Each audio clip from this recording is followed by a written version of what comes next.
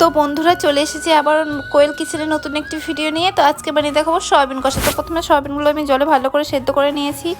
এর মধ্যে সেদ্ধ করার সময় আমি সামান্য লবণ অ্যাড করেছিলাম। জল থেকে আমি সয়াবিনগুলো ভালো করে ছেঁকে তুলে নেবো। এবার কড়াইতে সর্ষের তেল গরম করতে দিয়ে পেঁয়াজের কুচিগুলো লাল লাল করে ভেজে নিয়ে তুলে নেবো। এবার ওই তেলে আমি সয়াবিনগুলো ভালো করে লাল লাল করে ভেজে নেব। তারপর একটি মিক্সিং বলে আমি সয়াবিন আর টক মিষ্টি দই অ্যাড করব।